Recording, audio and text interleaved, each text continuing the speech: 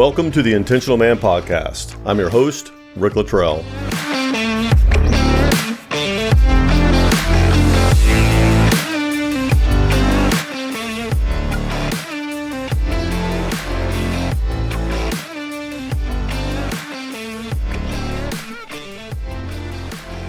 Well, hey guys, welcome to another episode of the Intentional Man Podcast. Rusty, it's been about 3 weeks since you and I have been together, so I'm looking forward to today's conversation. Hope you've been doing well. It's been a long time, my friend. Yeah, it has been a little bit. I'm glad that you are finally able to record one again. Yeah, well, it's I think a combination of both of our schedules. We've been a bit busy. We had some stuff happening within our careers that kept us apart for a bit. But like I said, glad to be back. And I think today's topic is going to be fun to talk about. Talking about serving, and this is one that we have obviously covered in part in other podcasts. One was in leadership. We were discussing the benefits of servant leadership and how that can help us to be good leaders. But today we're focusing specifically on serving and the benefits of a man serving those around him, and not just the benefits to the people he serves, but also the benefits that come from serving. So looking forward to it, like I said, and hopefully we can walk away with some maybe deeper understanding of what it means as we talk it through. So what do you think about when you think of serving others? What comes to mind for you? The few times a year I go through the Chick-fil-A drive-through and they say, "How may we serve you?" That's for being honest. Pleasure. Yeah. Yeah. Don't go very often, but it always sticks out because it is so different than, anywhere else you go. Even if you're going to sit down to a restaurant or anything else, it's just such a unique way of how they present. And of course, that's kind of, I think, one reason why so many people actually like going there, why they are so busy, is because they have excellent service usually. And I think that's, they have even kind of passed that on, training others. Here's how we train our employees so that they do give excellent customer service. So they are serving the masses, that is for sure. Yeah. And the thing that's a bit unique about them, I believe, is it seems, at least where we go, it seems that they really mean it. Yeah. They're trained in a way to at least be convincing. It's not how can I help you? Yeah. Okay, pull forward. Uh-huh. They seem to really care, Again, maybe it's just a good act, but you feel good when you're there, and you feel like they are willing to serve and do what they can to make it a good experience. And of course, been to some other places where they may use the right terms, but you definitely know that you're an unwelcome intrusion into the conversation they were just having. Oh, yeah, absolutely. And it is funny, too, because it's not like the ones there are working on tips. Like you go to a restaurant and, it's like, Right. she's smiling at us and then fussing at us like crazy as soon as she turns her back from the table, or he, because they're trying to get some good tips. It's not like they're doing that there, I mean, they, at least not yet. I'm sure it'll come soon, where like, did you, place a good order, please tip here. It seems like everyone else is doing Right. that, but yeah, they're not. So that does make it a little bit unique. That you're right. It's like they're a little bit more genuine about it and about their approach to it. Which I think is an excellent example of what that looks like in our lives as men. Kind of didn't plan this part of the conversation, but if you think about it, Chick-fil-A, you go there and they're known for their service. They're known for again, meaningful service. They're enthusiastic about it. It seems sincere. Whereas you think of some other restaurants that you may attend and you have a totally different perspective. You may even not go to some restaurants because of the service you've received. And that can be the same for us, can't it? And there's probably even people in your life that you can think of. It's like, when I think of this person, I think of someone who's easy to work with, someone who lives a life that's just not all about them. They like to help other people, be a part of the solution. And then you can think of others who may come to mind that you feel like they live pretty selfishly. So again, it's a great example in the importance of us as men being willing to serve, but also doing it authentically, right?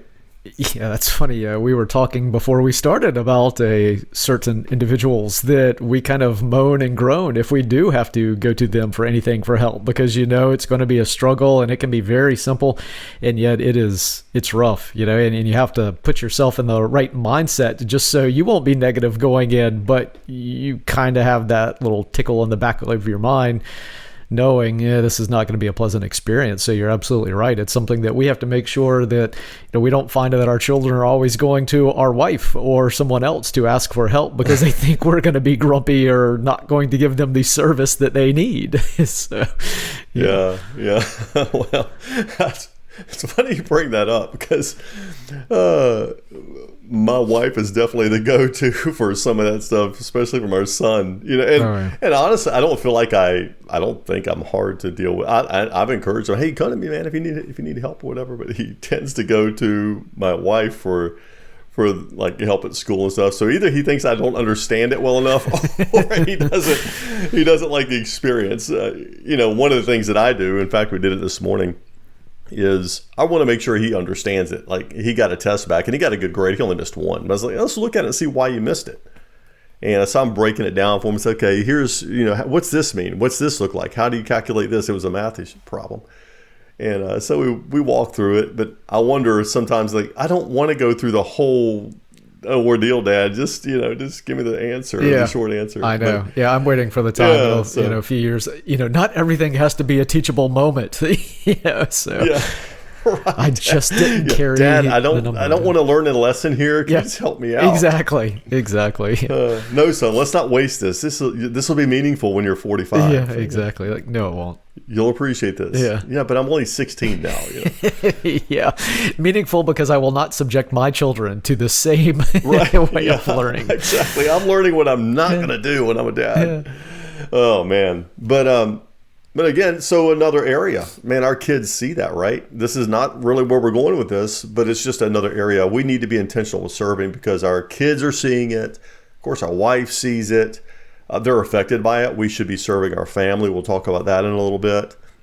But people are seeing our life, and they can tell whether we have a true desire to serve others and be a part of other people's lives for the good, or if we live selfishly, and even possibly when we do helpful things, we do them for our own benefit, right? We do them for the wrong reasons. So, talking about serving, just kicking it off, some people have an aversion to serving because of the way they view it. They think serving others equals a sign of weakness or a loss of power. I'm not in control because I'm serving others. And, you look at some examples of that and you may say, okay, yeah, especially back in the day, even biblical times, people served kings. Mm-hmm. Kings in foreign lands would come in and conquer territories, and then those people within that territory would then become the servants of the conquering land. So there was obviously a negative connotation there where they didn't have the choice. They were serving because they were conquered,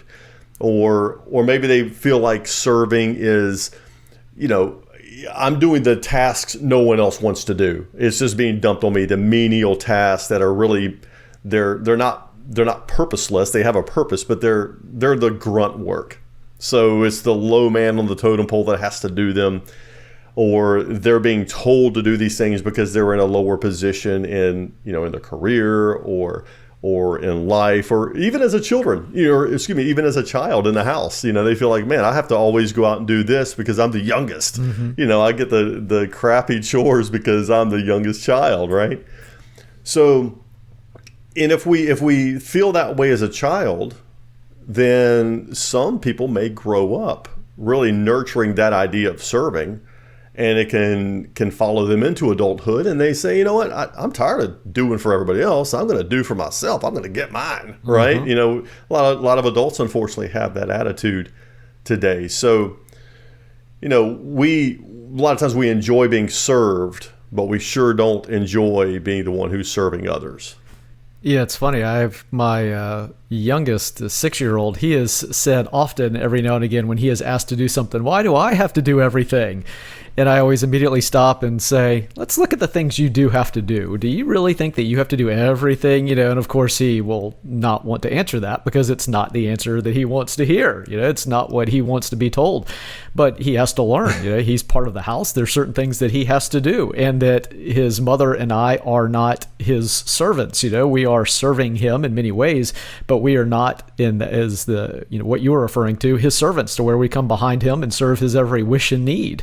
It doesn't work that way. Life is not that way. But you're right. I think a lot of people that grow up with that entitlement, or a lot of adults that, they either think that they shouldn't have to bend their will to others, or that it is a sign of weakness, or that they are not expressing their individuality if they have to serve others in some capacity. And it's not accurate. It's not true, is it? No, it's not.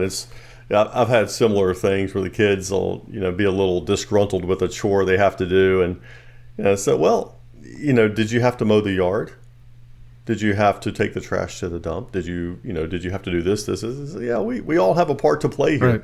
And it is important for us, isn't it, to teach our kids how to be willful, or how to willfully serve in a family, because it goes, if they can learn that from a young age, that it's good to serve, then they take that into adulthood and find that, hey, there is meaning in serving others. And that's actually, talking about serving, it's like when viewed properly, we find that serving is actually one of the best ways to bring joy and fulfillment to life. It's a way that we can actually grow, experiencing growth in life as we serve others. But again, there's a lot of misconceptions with what it means to be a servant. Yeah, my oldest will often say, why do I have to put my clothes up? And I said, you know what, that's right. Let's you and I trade. You can sort them, wash them, dry them, and fold them, and then I will gladly put them up for you. And of course I just get a blank stare, and he doesn't want to do that. So it's sometimes we have to put things in perspective for them. But you're right, that we can get a certain amount of joy and fulfillment in being able to serve others, whether it's in a very small way like washing dishes or clothes, or if it's in a bigger way. And we have to find that joy within each task that we are able to do. Exactly.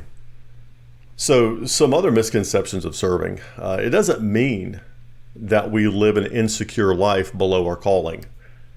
Being a servant is not saying, I can't do anything, I'm powerless, I'm subject to everyone around me. I mean, you look at Paul as an example, Paul from the Bible.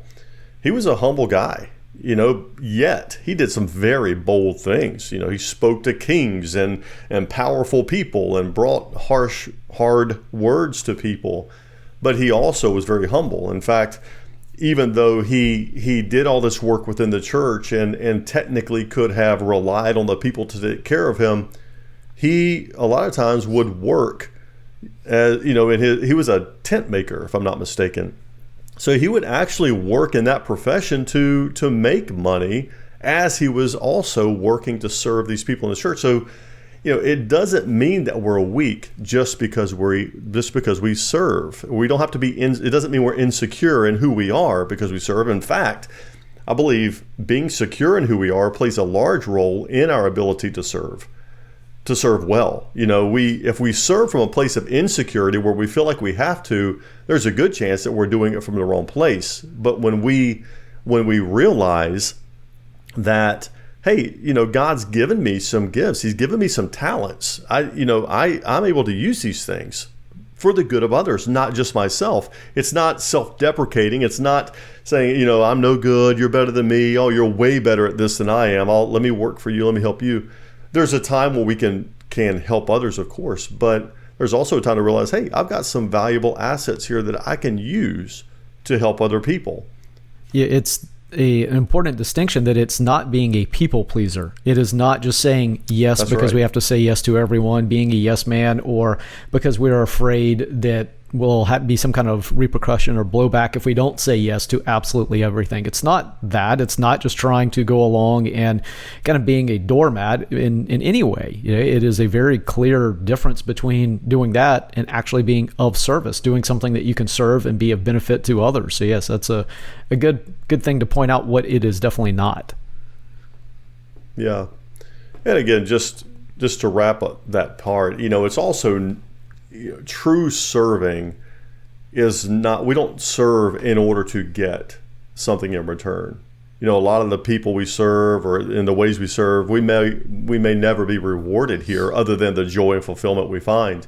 So we don't serve in order to get, more followers on social media or more friends or accolades. We serve, if we're doing it from the right place, we serve because we realize, hey, I can make a difference here. I can make a difference in this person's life or in this community by offering what the Lord has given me. Again, be it a talent, could be finances, whatever it is. I can make a difference here by serving. So as we begin to get into how we can become servants, it's important for us to remember that serving impacts others, obviously. It can make a big difference as we serve, and we'll talk about some of the different ways we can serve and who we can serve, but it also can make a big difference in us. So when we go into our opportunities to serve with the right perspective, it can make a big difference in life and how we view what we're doing, how we view these opportunities that we come across to serve. So serving is not self-serving. It's not like we're going to go... Great way to put it, yes. Seek out a long-lost relative and suddenly become an integral part in their life because we're hoping they'll write us into the will. It is not that. It is not kind of a quid pro quo. Right. It's not trying to keep an invisible tally. Go, hey, I've helped you 3 times. It's your turn. So... yeah, absolutely.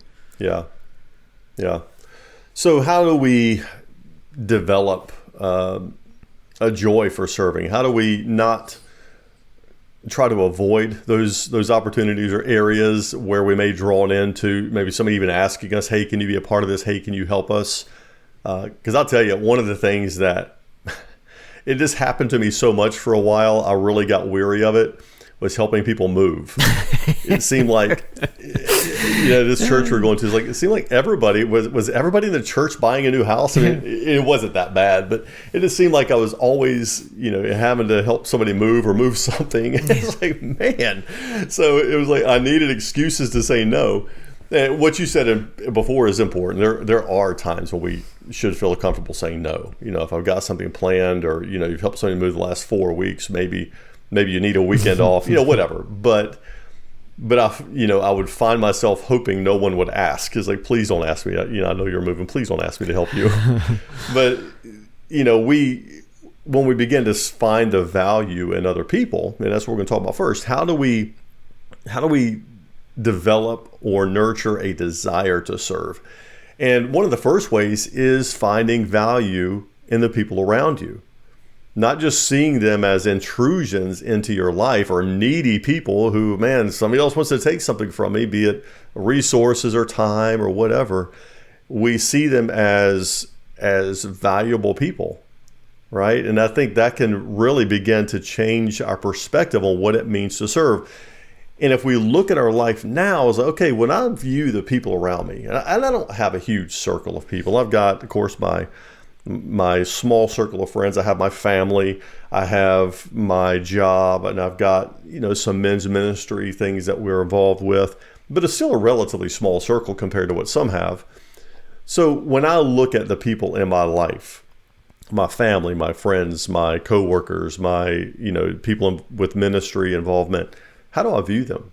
Do I view them as takers, or do I view them as important, unique people in my life that it's a blessing for me to be able to be a part of, and to whatever degree possible help grow or nurture?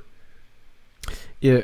First, that's why I kept telling you to stop wearing those overalls and gloves to church. When you wear the Acme Movers things, you have to expect things like that. People are naturally just going to see this, strapping young fellow and think, he must be, in this profession. I shall help him. So driving that U-Haul to church every Sunday, probably threw people off. That's probably true. Yeah, that was probably the first clue. But you're right. It's how do we view those around us to where this is a way that we can show that we value them, that we can serve them, that we can help them, that we can pour out into them. Maybe there's other things that we might not always be able to show them their importance or express it or have an opportunity to do so. But when we can serve them in some way, whether it's big or small, it's a way that we show that we value their friendship or their, if it's a family member, value who they are as an individual, and that we are willingly doing this and gladly serving, which I think is important too, that we're, we're not just showing up going, yeah, okay, so I have to help with the sectional couch up the stairs. Okay. But that we are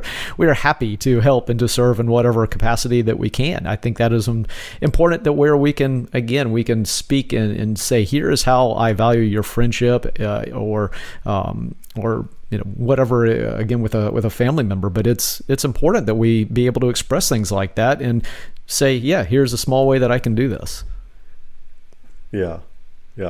I read an article on LinkedIn by a guy named Cliff Turner. It was called "The Human Touch While Valuing People is Key to Success." And in it, he was talking about the benefits that within a work community that come from valuing the others around you. And he had a few ideas that I'm going to interject here, along with some that I thought of as well. Ways that we can begin to find value in others. One that he brought up was that we need to learn to appreciate the gifts and talents in others.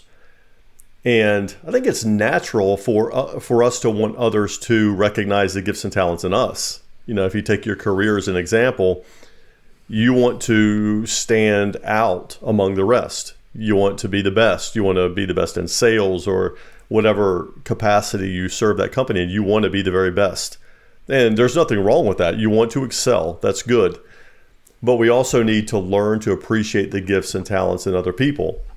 Because when we do that, we say, hey, yep, obviously I want to be important here, and I want to make a difference here. But I also recognize that you have things to offer that I don't.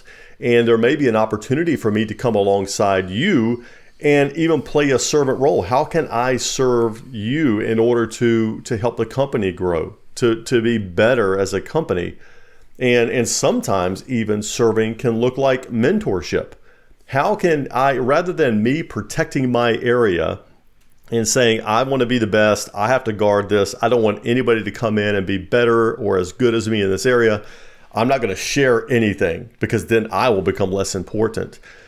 Rather than that, when we recognize the people around us and say, hey, I see this in you, I think you would be good here. I think, I want you to know what I know, so that if I'm out or if I need to make a move, that, hey, you're here, you're trained, you're able to step into this. There's nothing wrong with equipping those around us. So, that again is also a way we serve, by downloading the information we know, the knowledge and the wisdom that we may have by being in a position or just by being in life longer than someone else, helping them along the way, helping them grow, rather than protecting, again, our resources and our knowledge and keeping it locked up so that we're the special person, right? Yeah, that's not an easy thing to do, is it? I see, again, being a sports nut, always when you look at like NFL teams and they have a veteran at a particular position and now they have drafted first, second round, so a high draft pick for that same position, how difficult it must be for that veteran to look at this rookie who he knows is basically coming to take his job. This is his livelihood. Right. Yet he has a decision to make. Do I embrace him? Do I get him up to speed? Do I get him involved in the culture, in the team, in the playbook to make it to where we are truly a better team? Or do I just watch out for myself and go, hey, you're on your own, sink or swim. You're coming for my piece of the pie. I've got to protect that. So to be able to be selfless enough to be able to serve that person, that is a difficult thing. Same thing in any business. Go, wait a minute, why am I going to help out this guy who's either been here a year or a short time when he could be coming for my job? We have to remove that ego, I think, to a large degree to be able to go, you know what, someone hopefully did it for me, and if not, then I'm going to do the best for this person, and hopefully they will kind of pass it on. Kind of one of those things that we kind of comes about every now and again about pay it forward. I think there is some truth in that we can't just be selfish and think of ourselves in that manner when it is going to be detrimental to a team or to an organization, that we have to think a little bit outside of ourselves. And of course, that atmosphere comes from the top as well, right? I mean, if you've got a coach, general manager, and a sports team who's going to the veteran saying, look, yeah, this is a reality of the business, but you're good. We're not kicking you to the curb this year anyway. Then there can be a little bit of security, and the same thing when you've got someone new who comes on,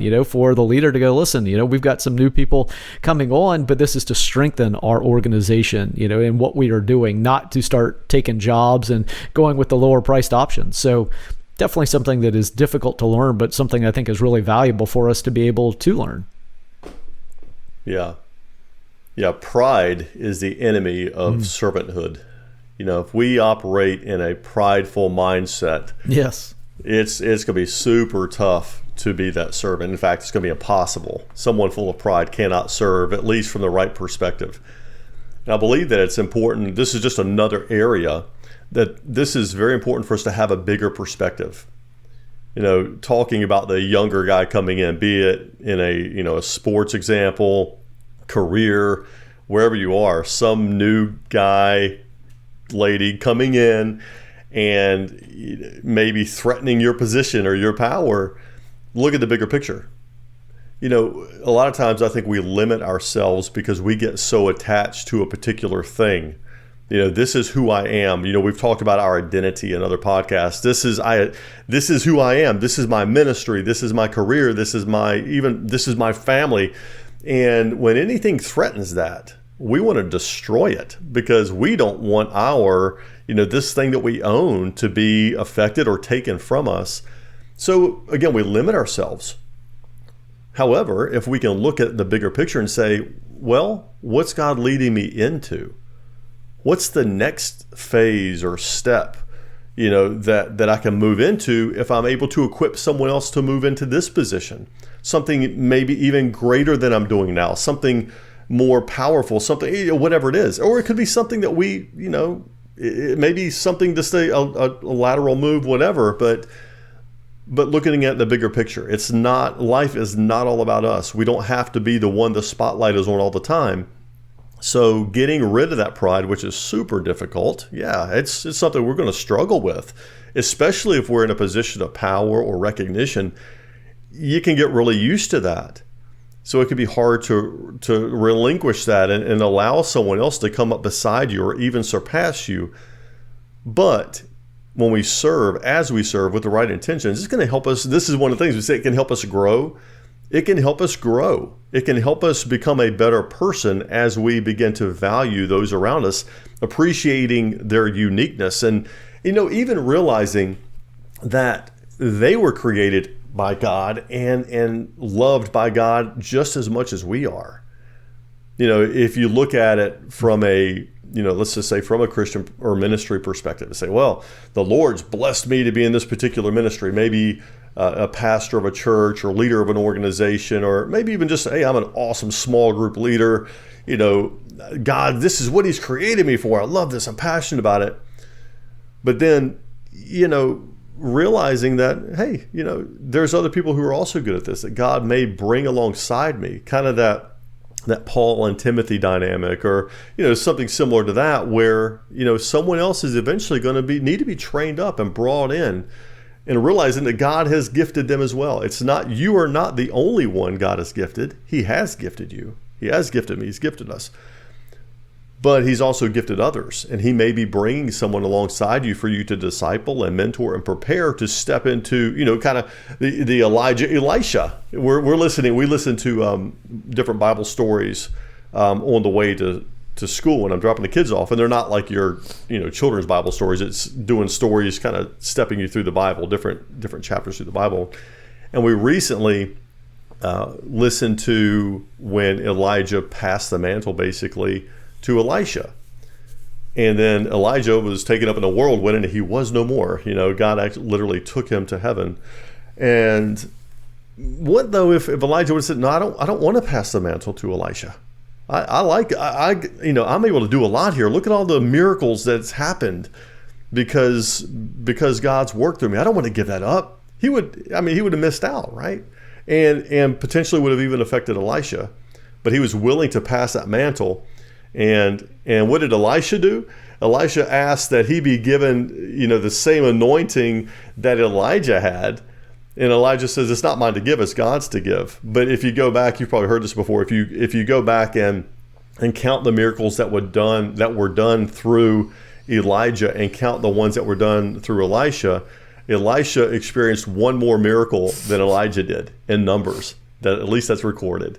It's just cool because Elijah had to be willing to let someone else come in and take up that mantle and carry it forward, and we do too.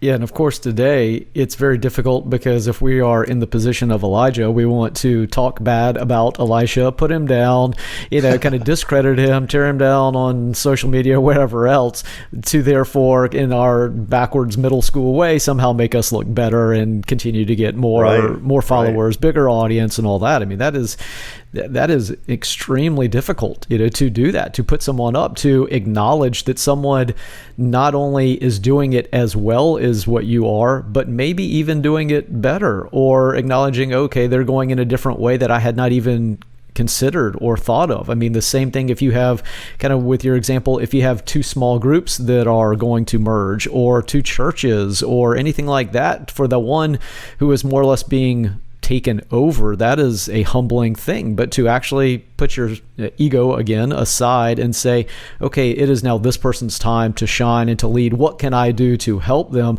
That again is a difficult thing to do, but I think just there's so much heartache that is avoided if you can do that. And it is difficult to remember, yes, that God put that person in a position to shine, and it is their turn. And so it doesn't mean that I am diminished in any way, or that what I have accomplished is not important, that I'm not still needed and valued. I am. But how can I now, turn that attention to where, okay, how can I serve to where we're all growing as a group? And it's a difficult thing, because I think we naturally want the spotlight on ourselves. We want to be the one who is patted on the back, and to actually stop and go, okay, I need to remember that I am doing everything that I do for the glory of God and not for man, that I have to do it, for God, serving him and not everyone else and my own ego. I think we can get a lot of benefit from that, but it's not an easy place to get to. Yeah, exactly. Philippians 2:3 says, "Do nothing out of selfish ambition or vain conceit; rather, in humility, value others above yourselves." And that definitely kind of goes against culture in a lot of ways today, doesn't it? It's a lot of what culture kind of throws at us is, get yours, you be you, you be happy, put yourself first, love yourself first, which again, there's elements in those, I'll call them teachings, that are okay. We should want to be happy. We should love ourselves. But when we make our life all about ourselves and all about our happiness at the, kind of care less about the others around us, then that's definitely the wrong perspective. It's not what the Bible teaches. And we do have to remember as Christian men that the way the Bible calls us to live is going to look weird to culture. One of the things that you see a lot of is, particularly on social media, is people going out and serving others, videoing themselves, doing something kind for someone else. We've talked about this before, but maybe giving money or giving clothes or, whatever it is. I'm going to take off my shoes and give them to this homeless guy while someone videos me. And I've got another pair of shoes in the car, right? That type of thing. Is it serving? Yeah, to a degree it's serving, but is it serving from the right place? Maybe not. I'm not going to judge those people. Some of them may be. They just want to try to set an example. Say, hey, you guys should do this as well. I want to make a difference here. But if we're doing it just for the recognition, then even though we're serving, we're not doing it out of the right place. We're doing it out of the selfish ambition. We're doing it out of the vain conceit. We want to be seen. We want to be known for the things that we are giving others, the way that we're serving others. Very similar to how the Pharisees were in their dealings. They made a big deal about their sacrificing and their prayers and all of this, not because they were interested in really having that relationship with God. It was more about impressing the people so that they could hold that power over them, so they could have the popularity of the people. And we want to make sure we're not. The Pharisees, I think it's obvious, they did not find the value in others. They wanted others to find the value in them. And for us as men, if we are going to be intentional men who serve those around us, we need to find ways to find or to discover the value in them. So again, appreciating the gifts and talents that are in them, appreciating uniqueness, knowing they're valued and created by God, and in turn, these people will then they'll feel respected, they'll feel special, they'll feel unique, and it'll also, to some degree, and this is something that Cliff Turner pointed out in his article, it will give them the maybe the permission, if you want to say that, to be authentic. Hey, I could be myself. This guy appreciates who I am. Right? He appreciates what I have to offer. I don't have to pretend to like all of his ideas. I can actually disagree with him and suggest something else, and he doesn't immediately shut me down. He says, he entertains it and maybe even implements it over his own if it was a better idea. So we can really begin to make a difference in the way we view serving when we value those around us, the way the Bible calls us to, that we really do view them as more important or valuable than our own selves, our own opinions, that type of thing. Yeah, and the second part of the verse that you read in Philippians, of course, saying we must have the same attitude that Jesus had. So obviously, too, his was not one of self-interest, of selfishness. It was one of serving others. It was one that, yes, he was performing miracles and speaking to thousands of people, but he wasn't saying, hey, I'm going to go have the Sermon on the Mount so that instead of having 5,000, I'll have 10,000 followers, or if I heal this blind man, then I'll really be getting in good with all the blind crowd. That was not his, his aim or his goal. That's right. He was doing it to serve others because he could, because he was able to. And he was ultimately, of course, giving the glory to God, not to himself, not saying, yep, that's right, I can do that. That's right. Yeah. I like that. Yeah. This mountainside's larger. Let's pick this one. That's right. Yeah. This is the only mount in Galilee. This is as small as the Mount Pleasant Mount. Yeah. Tell everybody to not bring any food because I want to really impress them with some bread and fish. That's right. Yeah. Bring your own cloth. Yeah, everything he did was done to glorify God and to prove who he was, right? It wasn't to say, hey, I'm going to set up my kingdom here. He never he never backed away from the fact that he's the Son of God. He is God. Yeah. He never backed away from that. But he wasn't here on earth to set up his kingdom. And I think that's a perfect analogy for us. As men, we need to make sure, again, we're finding the value in others and we're realizing what our mission is here on this earth. It's to serve God with what he's given us. And that includes serving others and blessing others and using the things that we have to make an impact here, because it's not about us setting up a kingdom here. It's about bringing God glory here. Yeah, absolutely. So the next thing that we could talk about, once we begin to discover the uniqueness and treasure that the people around us are, the next quandary we may find ourselves in is, yeah, that's true, I agree, but I don't have time. I'm working, I'm busy, I've got family, I got all these things going on. I don't have time to serve. I don't have time to go to the soup kitchen. I don't have time to, you name it. I don't have time to do it. There's already too much on my schedule. So how can we begin to serve with the time that we have, with our daily schedule? And again, that can be challenging. And the one thing I would say right away is, let's not make it more complicated than it needs to be. Serving can look different for different people. Serving is a mindset. It's a lifestyle. It's not a prescribed individual event. Like, if you serve, you have to go to the homeless shelter. That is a way to serve, but that's not the only way to serve. There's many ways. So one of the first things we could do is simplify it. Make sure we're not making it into a bigger ordeal or idea than it has to be. So we can find ways around us where are we already every day? What are we already involved in, and how can we serve there? What are some ways, if you think about your day, what are some things that you're already involved in where you think you could or probably do where you already serve? Well, I think first too, when we think we're too busy, that we have to look at our priorities and if we value it or not. We could say, oh yeah, I just can't That's serve. true. However, if someone, if there was a new government program and you had to show up at 10 a.m. on a Monday morning to receive $10,000 every week, we'd make time. We would be right down there. We'd figure out a way. Exactly. There would be, suddenly we would rearrange our work schedule or, dropping the kids off or whatever else. We would certainly make time for it. So I think that, again, it's what we value, where we find time.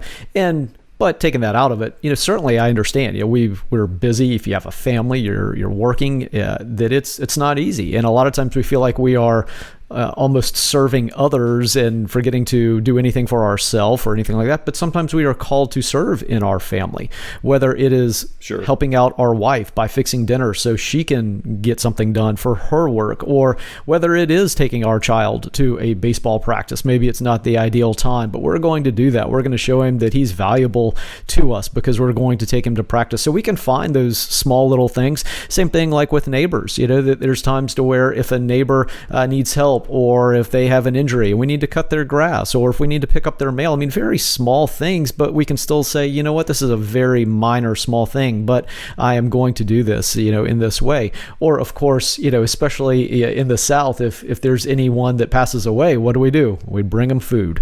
Again, that's a very small way, but something that is valuable. It helps out the family, and it's something that we can, again, show that we value who they are as an individual. It's not a very big thing, really, of course, but it is something, a small act. So I think we can find a lot of small acts. It's key, like you said, to not try to make this or try to start doing big grand gestures, but to find those little small things. And we'll find, wow, I can actually serve in a lot of different ways that you had never really considered in the past.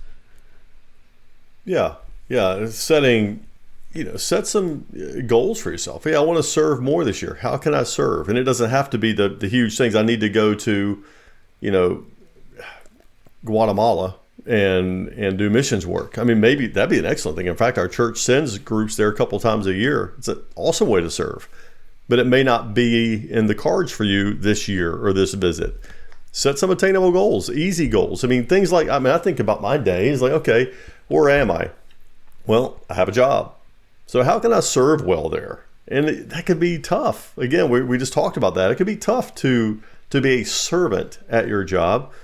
But if we want to start living that way, how can we serve others in our job? And that takes some humility. I know, man. I know that for me to have that mindset and to really serve well, it takes me letting loose some pride, because sometimes I think I know the best direction and that's not the direction we're going. And it's like, okay, it's first of all, I don't own the company, so it's not my final say.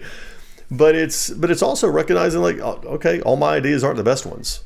Somebody else may have an idea that's better, or they may choose to go with a different idea for whatever reason. So that's okay. How do I serve well here? How am I a joy to work with? How can I be pleasant when I go into the office and people, look forward to seeing me, not wince when they, hear me come in the door or something. So, again, career, you brought it up. How can I serve in my family? And one of the things I was thinking about as you were saying that, talking about taking your son or one of your children to a ball game or something like that, I was like, yes, serving, that does take a servant's heart to be able to do that, because it'd be a lot easier a lot of times to stay at home, or maybe you have things that you should be working on or you feel like you should be working on, but you go anyway. And then once you're there, though, I think a big part of it is, that your kid knows you want to be there. Your child knows, hey, my dad didn't just bring me. He's into this. He's watching me. He's not sitting in the car doing work, or he's not sitting on his phone, the bleachers with his head in his phone. So there's more to it, right? And that goes back to the heart behind it. We're not just doing it because we have to or we want to look good. We're doing it because our heart is there. We want to serve.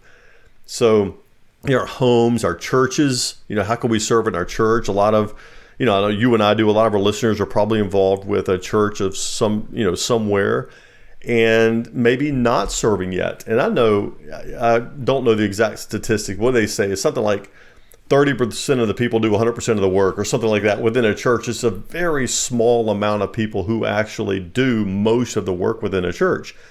And there's always this, hey, you want to help with children's ministry? Hey, do you want to help with youth? Hey, you want to help with this or that or the other?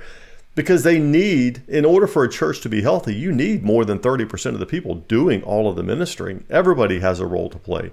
So if you're listening and you're not a part of your local church yet, as far as serving, that's a great area to begin in. How can you just be a part of it? Maybe it's even, if you have greeters on Sunday morning, start there. So again, don't overcomplicate it. Make it simple, but begin to serve wherever you are. And it could be, again, in your community in all kind of places. Yeah, and a lot of times it's very simple things, like you mentioned. I know actually my mother, so she would go, and actually I think still does. She's done it for I don't know how long. Like once a month, she would go and sit in the nursery. Now of course she loves babies, so that's probably part of it too. But as you said, that's a need, to have someone. And of course, for the parents who feel comfortable, okay, we know that there's going to be someone available that we can actually have, an hour or however much time to where we can actually focus on the message and maybe have a little bit of a breather, from our child or our toddler or baby. And so that's something that's needed. I remember too, back when I was I think I was in middle school, and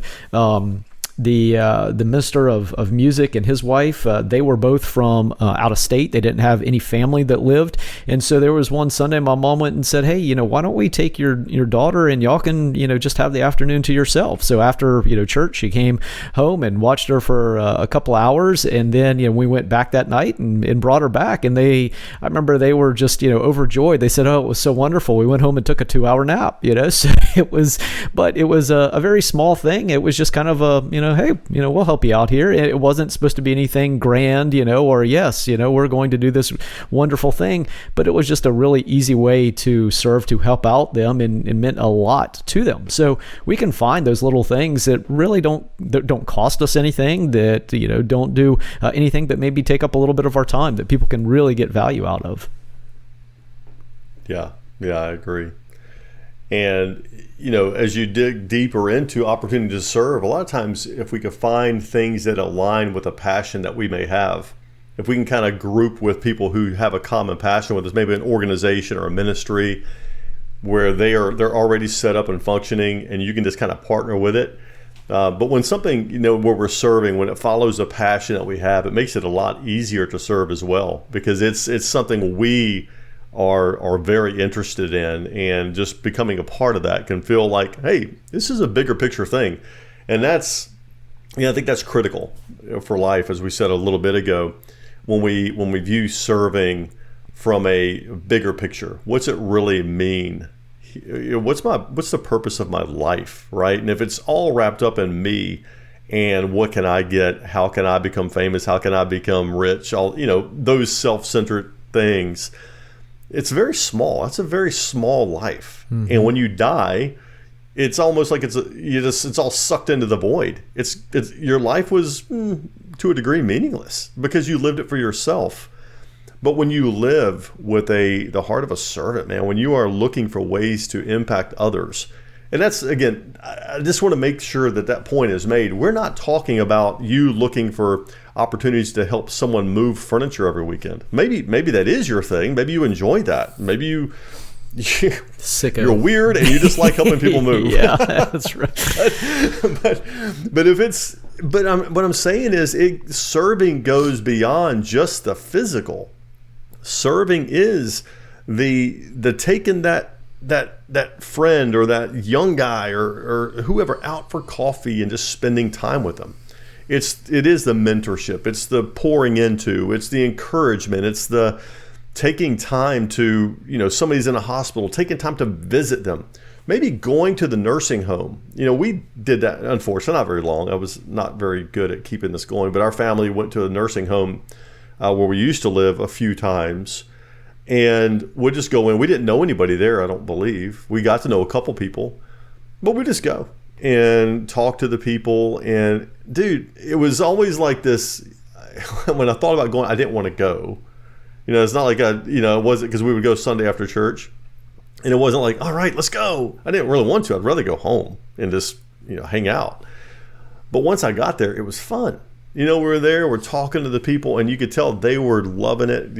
At that point, all of our kids were still pretty young, so they were just interacting with the kids, and it was cool. And things like that's serving, right? It's not just what can I manually do for you. It's how can I affect your life, and that's going to be different for different people. So obviously, as we get older, when we're 80, 90 years old, that doesn't mean we're no longer able to serve. It may change the way we serve to a degree, but we still have the opportunity to serve. Our life, if it's reflecting Christ, like you said earlier, if it's reflecting the way Christ lived and calls us to live, then our life should be a lifestyle of serving in some way throughout the whole thing, shouldn't it? Yeah, absolutely. I think that's how we live a life of meaning, how we find fulfillment and joy. And as you were saying, you can make all the money in the world, but if it's just for yourself, that's just a life that's very empty, that's kind of void of meaning. And what a lonely and awful way to go through life. So absolutely, we can find ways in so many different simple things in order to serve others. Yeah. So last, as we serve, how do we find satisfaction in serving? So you may realize the need to serve. You may even have some opportunities to serve, but you really may not enjoy it right now. You may feel like it's just another task to add to the list. So how can we actually find satisfaction in serving? And something I said earlier, I want to just drive home again, is serving doesn't just help the other person. Sometimes we may feel like we're doing a favor to someone else. When we go to the homeless shelter and we serve breakfast or lunch or dinner, we're like, hey, I did them a favor. They needed me there to help spoon the food or smile or talk or whatever. But it is more than that. It's more than what we're doing for the other person. It does affect us as well. And in some of the ways, of course, it can create a feeling of a larger purpose to our life, as we've been talking about, that our life means something, not just to us, but it means something to other people, that other people, to some degree, I don't want to say rely on us, because obviously like your kids and your wife, whatever, they may rely on you, but I mean, they're impact. I guess I would say impacted by us, not rely on us, because somebody could fill our place, yes. But they're impacted by the things that we're doing in a positive way. And that gives you the feeling that your life serves a bigger purpose. Yeah, I think we have to almost walk ourselves through a progression to find satisfaction in some of these things. Or if we're not sure, to stop and think, okay, why do I want or need to serve? Is this because I want to get something out of it? Is it because I truly want to serve my fellow man? Kind of what is my motivation? Is it in the right place? Do I have something that I'm particularly passionate about? Maybe it's animals, and something as simple as going to the ASPCA and walking dogs, for a couple of hours, might be something, we think is so simple, and it's, we're probably not going to get paid for that. There's a lot of volunteers that are there, but it's just something that is easier. Maybe it helps the employees who are there to where they can clean out the pens or just give them a break, or just because it's helping the dogs and we love dogs, So, we can find so many different things that give us pleasure. And I think it's also important too then that maybe as we reflect on what we did, and if we did enjoy it, and be like, you know what, I really did. I enjoyed, going and seeing those new little puppies, or I enjoyed going down and meeting a few people at a nursing home, or helping out change light bulbs in the church, or, weed the flower bed so that people, when they were walking up, they go, oh yeah, that looks really good. We found some inherent joy in what we were doing and the task that we were doing. I think it's important to remember that and to almost catalog it, to be mindful of it. Maybe even, we talk a little bit about, neither one of us, I don't think, are big journal guys, but I don't think it's a bad idea at times to, maybe jot a few of those things down, just refer back to it, because I think it's so easy for us to catalog all the negative experiences we have. I think that's, a whole nother podcast topic, but probably because it goes back to, our brain just wants to survive. So it needs to remember where that, tiger is hiding behind the rock. So it's going to remember the negative things, but the positive things, a lot of times we gloss over. And if we stop and think about, oh yeah, I helped this person, I helped that person, I did this, I did that, man, I actually felt pretty good. Sometimes it's important to reflect on those things. So I think kind of the whole thing, if we're having trouble finding our satisfaction or maybe our motivation, that it's important to remember, oh yeah, yeah, man, that was kind of cool. And, I did that, and I met this person, or I was able to affect a positive change in this way. I think it's important to reflect on that and to go, oh yeah, so this is going to be a good thing. We go into it with the right mindset. It will definitely benefit us before we even start the task. Yeah. Yeah, it gives our life meaning. It again creates that bigger sense of purpose, and we'll find, I think, a lot of times we see the maybe joy or happiness we can bring someone else through serving, but we also find that we feel happier, we feel joyful. I think it's similar to be coming up on Christmas in a few short months already, which is hard to believe. But you think about at Christmas, obviously you enjoy getting gifts. It's fun to tear something open and you get this gift, like, all right, this is exactly what I wanted, or oh wow, another tie or socks. It's like, great. Yeah, socks, hey. Yeah, perfect. Just what I did. I mean, just what I wanted. Yeah. But sometimes, or many times, I think it's so much more fun to see someone open something that you spent time picking out for them, that you just knew they're going to love this. They're going to really enjoy this thing. And so it brings you joy seeing them open and glow as they see this item. And, I think that it's the same principle with serving others. Yeah, it feels good to be served sometimes. It feels good when someone does something for us, helps us with something, makes us feel good, pours into us. Yeah, that feels good. But when we're able to do that for someone else and we see the life change it makes there, then it brings us even more joy. It's like, wow, man, I'm able to make a difference here, especially if you see, like, for some reason a big change or something great happen because of maybe a small part we played. That's really cool feeling. And so I think, again, we're finding it's helping us develop and find that satisfaction in helping others. And also, like we said before, it helps us to grow and mature. Kids, when they're little, they are in it. You're referring to your youngest. They're in life right then for themselves, man. How can you serve me? What are we having for dinner? What game are we going to play? It's about me, right? As we grow, though, we should mature out of that. We should begin to realize that, hey, the world's not all about me. But sometimes, unfortunately, we don't, or we realize it, but we don't like the way that feels. We would rather it be about us, and we're going to do what we can to make it stay that way. But as we begin to find satisfaction in serving others, it helps us to grow and mature and to realize more and more that, hey, this is not about me. It's not just about how can I make it through this life and with the least amount of trouble and pain and the most amount of money and stuff. That's not what it's about. I might get to the end of this life and maybe considered poor by some.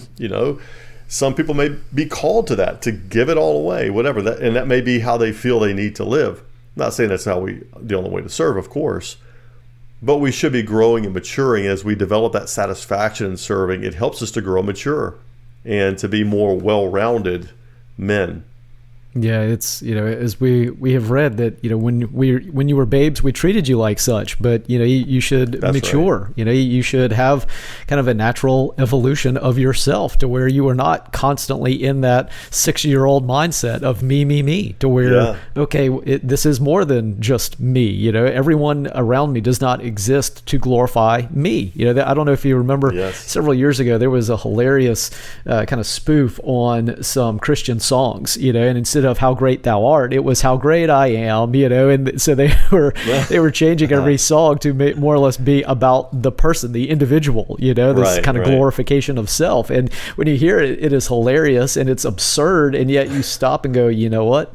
A lot of people are like that, though. I mean, we see them all the time, and so it is important, to mature, to get past that self to where we can find joy in helping and in serving others, and not think that it's just somehow reducing our own ego or reducing ourself or our place in this world. It's not. It's actually elevating it.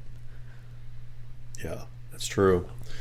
We could probably talk about this for hours. The last point I would, I guess, bring up is as we serve others, I think one of the neat things that can happen is the relationships between the people we're serving and ourselves are built. We're building new relationships, and the ones we're serving around, the people we're surrounded by as we're serving, we're able to build relationships. And I think we also find, as kind of a partnership with that, we find that we might have a lot in common with the people we're actually serving.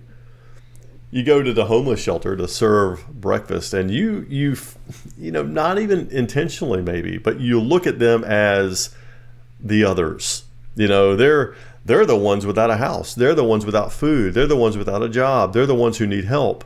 I'm the one. I have a house. I have a job. But we view them as the others, right? And again, I don't mean that in a way that we literally think they're less than we are, but we just see it that way. We're going there to help them. They're someone different than us. They need our help. When we're helping, though, from the right perspective, and we're getting in there and we're really wanting to connect with, because it's more, man, if we can get in there and do more than just serve food and actually connect with the people and have conversations with the people, a lot of times we find out we got more in common with them than we think. I'm an Air Force veteran, a 4-year veteran, so it doesn't. A lot of people think that doesn't count. But I was in the Air Force for 4 years. Dude, there's a ton of veterans that are homeless that, in their early 20s, same as me. They were in the Air Force. They're another branch of the military serving, and now they're homeless. And that could have been me. Our lives take us different paths. Different things happen. Sicknesses, mental illness, unexpected loss of jobs, and not able to find it. I mean, just so many things can put us down that path. And we realize, wow, they're not very different from me at all. They just experienced different circumstances in life that led them here. And it may be not their fault at all. It was simply the circumstances, the hand they were dealt, that they've had to contend with. And they are doing what they can in a lot of cases to keep pushing forward and living. So us being there and connecting with these people and saying, hey, let's not just be someone who hands you a biscuit and egg on a plate. Let's have some conversation here. How can I connect with you? How can we have a relationship? And dude, again, going back to the growth thing, I think that can really help us to grow. We start to realize, man, to some degree, I'm nothing special here.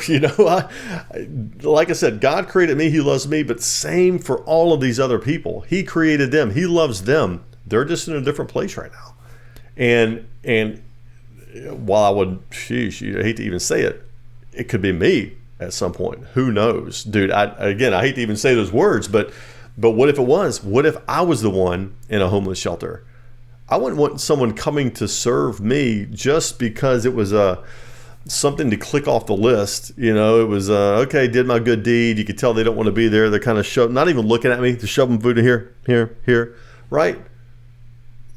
I would want someone who's like, hey, man, it's great to see you today. And actually maybe sit at the table with me and say, so, what's your life like? And I've told you this before, and I think we said on the podcast, I love hearing about other people's lives. I love just to sit down and let them share their life. What was it like growing up? Where did you grow up? What did you experience? What are some cool stories about your life? I love listening to it. And I think some of those people have some very, very interesting stories that they can share with us. And again, help us grow. They can actually pour into us. They can mentor us without us even expecting that to happen.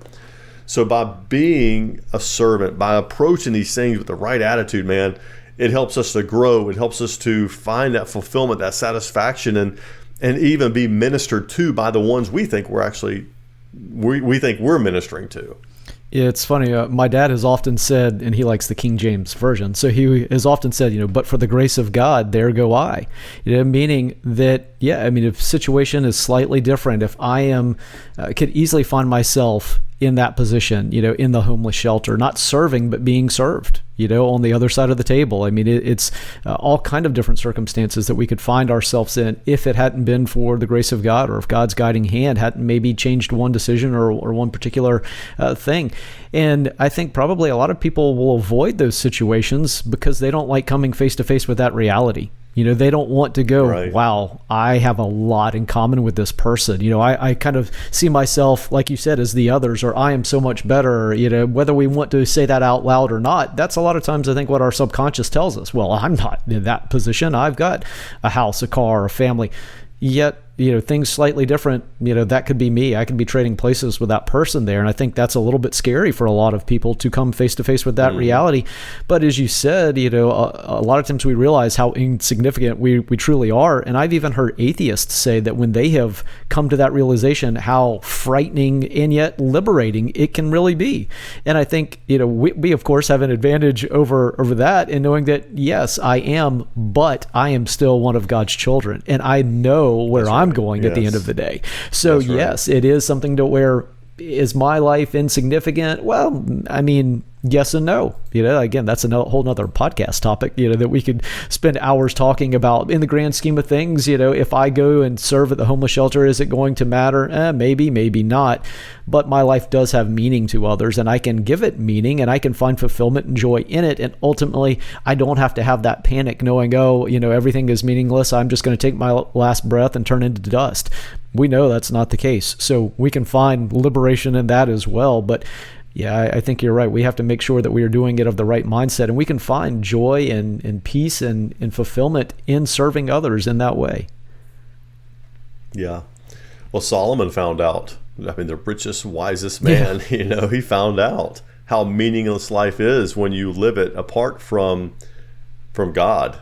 Yeah. It's just so interesting as you look at Solomon's life, how blessed he was, he had all of the wisdom. God made him the wisest man to ever live because he asked for wisdom rather than riches. And then he also got the riches along with it. Mm-hmm. And yet he ended up being disobedient to God and lost the ultimate favor that was on his life. And it affected the generations following him because of his disobedience.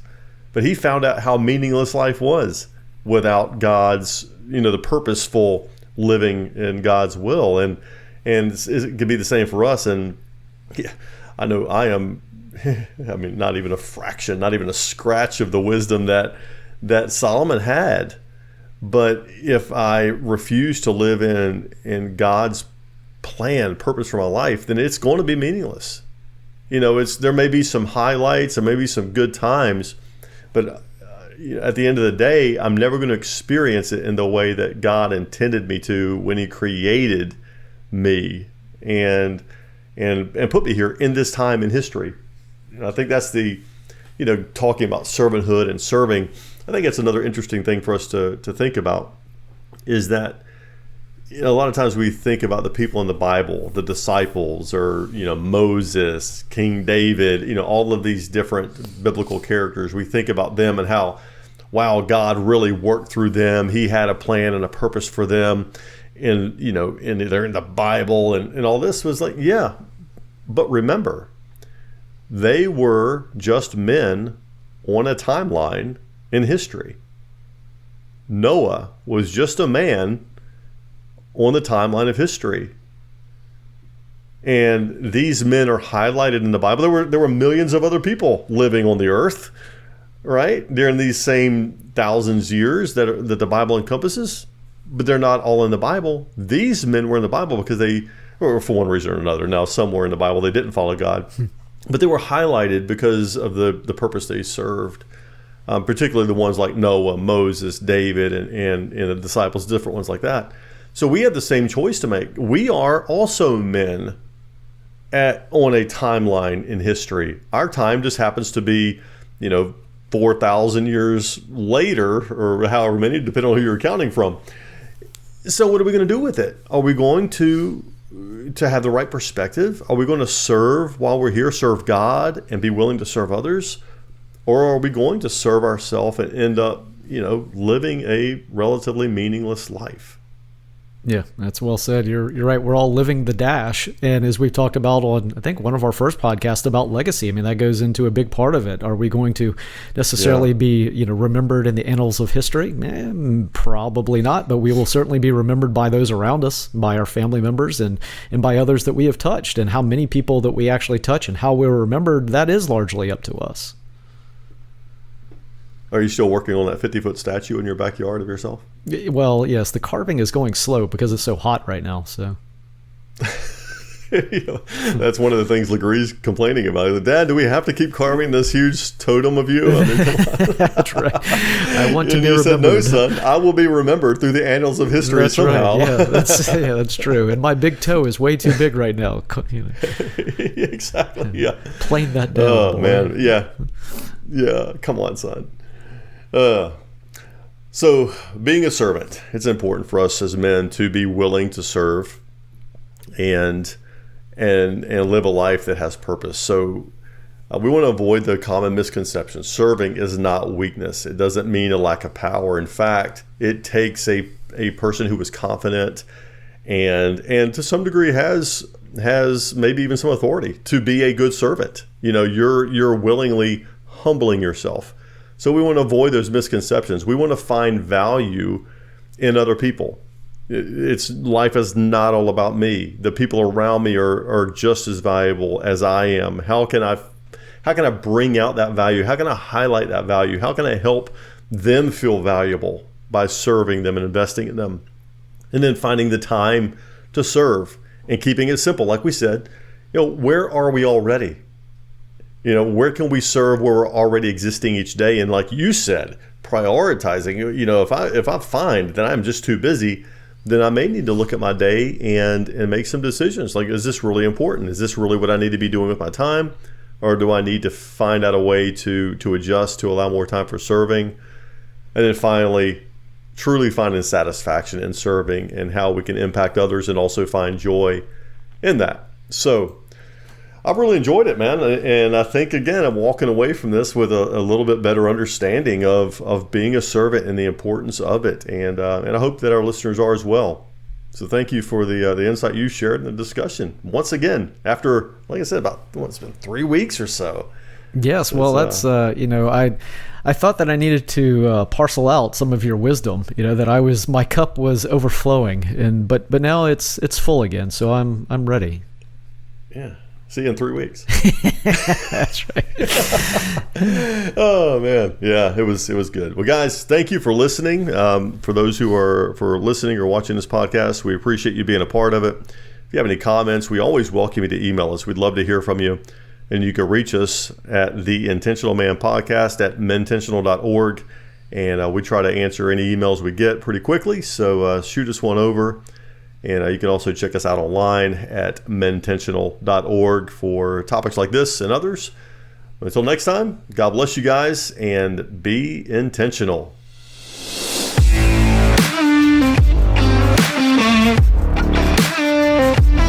Thanks for joining us for another episode of the Intentional Man Podcast. If you haven't already, please follow us, give us a 5-star rating, and share the podcast with a man you think may enjoy it. If you'd like to contact us, you can email us at theintentionalmanpodcast@mententional.org. For more information about our show topics, visit us online at www.mententional.org. We hope you have a great week, and remember, guys, choose to be intentional.